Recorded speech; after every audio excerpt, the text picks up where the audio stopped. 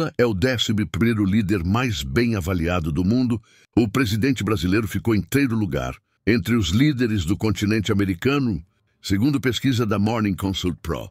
O presidente Luiz Inácio Lula da Silva, PT, ficou em 11º lugar no ranking de aprovação de líderes mundiais, elaborado pela Morning Consult Pro, empresa norte-americana de Business Intelligence. Dentre os líderes do continente americano, Lula é o 3º colocado, atrás somente do ex-presidente mexicano Andrés Manuel López Obrador, Morena, esquerda, que ficou em 2º lugar geral, e do presidente argentino Javier Milei, La Libertad Avanza, direita, que ficou em 3º.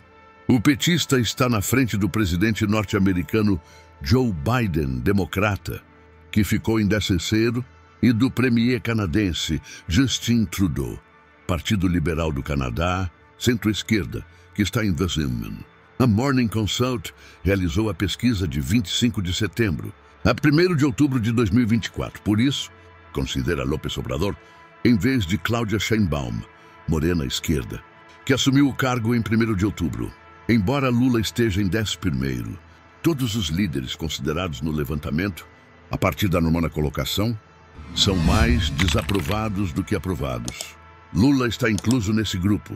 Sua aprovação é de 40,8%, enquanto a desaprovação é de 52,9%. Outros países. No topo e na lanterna do ranking estão líderes asiáticos. O premier indiano Narendra Modi, BJP direita, é o mais popular. Tem 72,7% de aprovação contra 21,1% de desaprovação. Já o presidente sul-coreano Yoon Suk Yeol, Partido do Poder Popular, direita, é o mais impopular do grupo. Só 15,6% dos que responderam o aprovam, enquanto 79,5% o desaprovam. A empresa considerou 25 países no levantamento, sendo 14 europeus, 3 asiáticos, 3 sul-americanos, 2 norte-americanos, 1 africano e 1 da Oceania, além da Turquia, um país eurasiático. Os resultados correspondem a uma média móvel simples dos 7 dias de entrevistas. A Morning Consult entrevistou adultos dos 25 países. Dentre os europeus, a líder mais bem avaliada é Viola Amherd, Partido Democrata Cristão, centro-direita, presidente do Conselho Federal da Suíça. Ela tem 59,0% de aprovação contra 17,4% de desaprovação, no 4º lugar geral. Já o lanterna é o presidente francês Emmanuel Macron, Renascimento, centro, na 24ª posição. Dos franceses entrevistados, 17% aprovam, ao passo que 74,1% desaprovam. O único país da Oceania que compõe o levantamento é a Austrália. O premier Anthony Albanese, Partido Trabalhista Australiano, centro-esquerda, aparece em 6º lugar, com 45,1% de aprovação e 43,2% de desaprovação. Já a África do Sul é a única nação africana. O presidente Cyril Ramaphosa, Congresso Nacional Africano, centro-esquerda, está na 9ª colocação, negativas. Análise da aprovação de líderes mundiais, foco na Austrália e na África do Sul. O cenário político global está em constante transformação. E a aprovação dos líderes mundiais é um reflexo das dinâmicas sociais, econômicas e políticas de cada nação. Neste artigo, vamos explorar as classificações de aprovação de 2 líderes significativos, Anthony Albanese, da Austrália, e Cyril Ramaphosa, da África do Sul. A análise não apenas revela como esses líderes são percebidos dentro de seus países, mas também nos ajuda a entender como suas políticas podem impactar suas respectivas nações e, por extensão, a comunidade internacional. Anthony Albanese, líder do Partido Trabalhista Australiano, tem enfrentado um ambiente político desafiador desde que assumiu o cargo. Com uma aprovação de 45,1% e uma desaprovação de 43,0%, ele ocupa a 6ª posição entre os líderes mundiais. Esses números, embora relativamente positivos, indicam que há uma divisão notável na opinião pública. A Austrália conhecida por seu forte compromisso com a democracia e o Estado de Direito, tem uma população que valoriza a transparência e a responsabilidade do governo. Albanese foi eleito em um momento em que questões como mudanças climáticas, desigualdade social e recuperação econômica pós-pandemia estão no centro das atenções. Seu governo tem se esforçado para implementar políticas que visam a sustentabilidade ambiental e a justiça social. No entanto, a resistência de setores conservadores, bem como as expectativas altas da população, podem ter contribuído para a sua avaliação mista. A sua habilidade em navegar por essas pressões e comunicar suas políticas de forma eficaz será crucial para o seu futuro político. A aprovação de Albanese também pode ser vista à luz das recentes crises globais, como a pandemia da Covid-19 e suas repercussões econômicas. As decisões que ele toma não apenas afetam a Austrália, mas também sua posição no contexto internacional. A maneira como o governo australiano aborda questões de imigração, comércio e alianças estratégicas na região da Ásia-Pacífico será fundamental para sua imagem, tanto interna quanto externamente. Por outro lado, Cyril Ramaphosa, da África do Sul, que ocupa a 9ª posição com 43,8% de aprovação e 49,1% de desaprovação, enfrenta um conjunto diferente de desafios. Como líder do Congresso Nacional Africano, ele tem a tarefa de revitalizar um partido que, apesar de suas raízes históricas, enfrenta críticas severas em relação à corrupção e à ineficiência.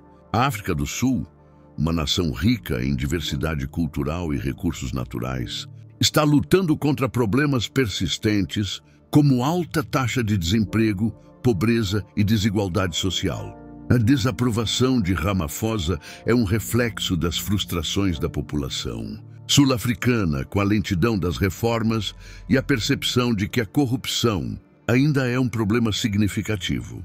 Embora ele tenha tomado medidas para combater a corrupção e restaurar a confiança no governo, muitos cidadãos esperam resultados mais rápidos e eficazes. A sua habilidade em comunicar uma visão clara e inspiradora para o futuro da África do Sul será fundamental para aumentar sua popularidade e, consequentemente, a eficácia de suas políticas. Além disso, a situação política interna da África do Sul não pode ser separada das influências externas. Questões como a mudança climática, a crise energética e a crescente desigualdade global têm implicações diretas na política interna. Ramaphosa, portanto, deve equilibrar as demandas locais com as pressões internacionais, buscando soluções que beneficiem a população sul-africana, ao mesmo tempo que mantém a África do Sul em uma posição respeitável no cenário mundial.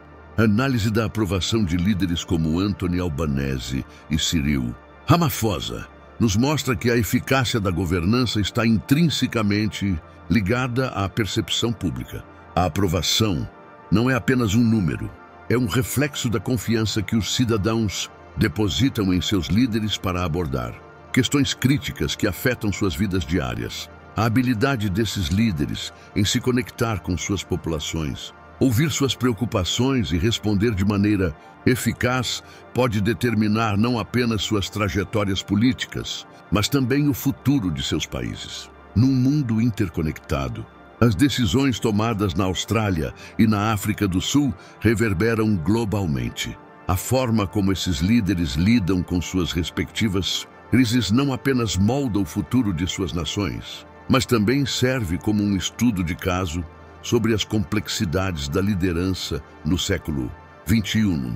À medida que avançamos, é essencial que tanto Albanese quanto Ramaphosa continuem a se dedicar às suas responsabilidades, buscando não apenas a aprovação, mas mais importante, o bem-estar de suas populações e a estabilidade de suas nações. A mídia australiana e sul-africana, retratos de liderança de Albanese e Ramaphosa.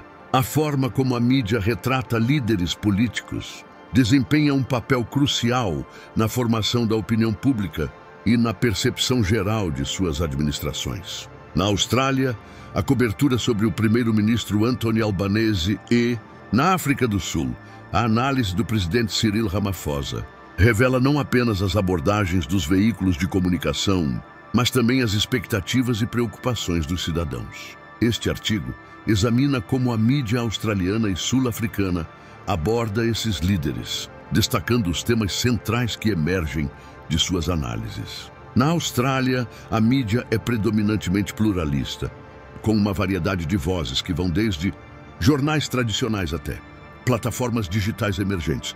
A cobertura de Anthony Albanese tem sido uma mistura de crítica e apoio, refletindo a polarização que caracteriza o atual cenário político australiano. Os principais jornais, como The Sydney Morning Herald e The Australian, frequentemente destacam as iniciativas de Albanese em áreas como mudanças climáticas e políticas sociais, mas também não hesitam em criticar suas falhas em atender às expectativas da população.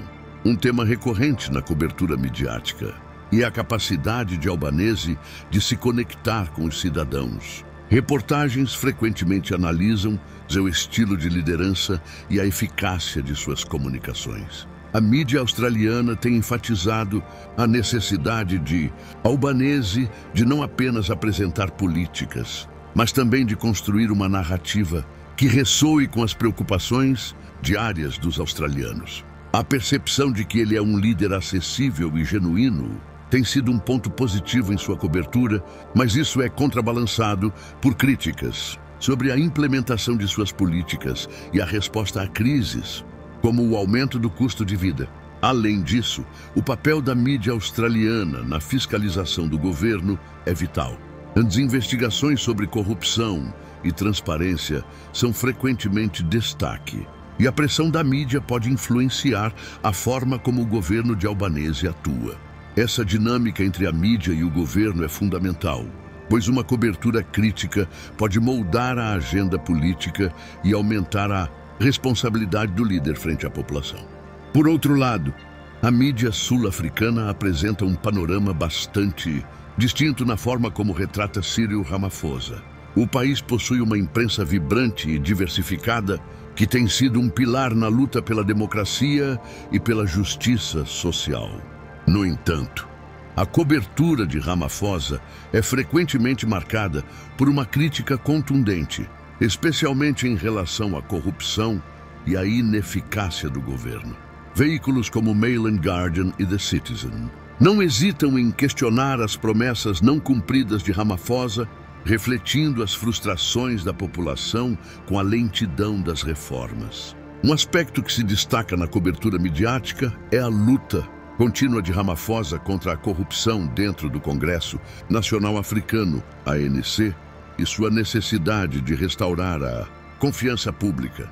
A mídia sul-africana tem frequentemente retratado Ramaphosa como um líder que enfrenta desafios internos significativos, tornando difícil para ele implementar mudanças efetivas. Reportagens investigativas e análises profundas sobre a corrupção dentro do ANC e suas repercussões na administração Ramaphosa são comuns, criando um ambiente de desconfiança em relação à sua liderança.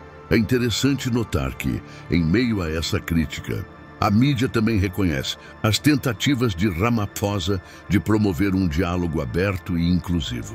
Sua abordagem à transparência e à responsabilidade é frequentemente mencionada, mas, ao mesmo tempo, os jornalistas sublinham a necessidade de ações concretas. Em vez de meras promessas, esse equilíbrio entre a crítica e a apreciação é fundamental para entender a complexidade do ambiente midiático sul-africano e como ele influencia a percepção pública de Ramaphosa. Embora a Austrália e a África do Sul apresentem contextos políticos e sociais distintos, a cobertura midiática de Albanese e Ramaphosa revela intersecções interessantes. Ambos os líderes enfrentam a pressão de atender as expectativas de suas populações em um ambiente que valoriza a transparência e a responsabilidade. A mídia, como um agente de fiscalização, desempenha um papel crucial em moldar essas expectativas, ao mesmo tempo em que proporciona um espaço para o debate público. Além disso, tanto Albanese quanto Ramaphosa devem navegar em um cenário global em constante mudança, onde questões como mudanças climáticas, desigualdade e direitos humanos são cada vez mais relevantes. A cobertura midiática não apenas reflete as preocupações locais, mas também posiciona esses líderes dentro de um contexto global, onde suas decisões têm repercussões além de suas fronteiras nacionais. Análise da cobertura midiática de Anthony Albanese e Cyril Ramaphosa revela como a percepção pública é moldada por narrativas complexas e multifacetadas. A forma como a mídia retrata esses líderes influencia não apenas sua imagem, mas também sua capacidade de governar efetivamente. Em um mundo onde a informação circula rapidamente, a responsabilidade da mídia de informar e fiscalizar permanece mais vital do que nunca. A habilidade de ambos os líderes em responder a essa influência e se conectar com seus cidadãos será um fator determinante para suas futuras aprovações e para a estabilidade política de suas nações.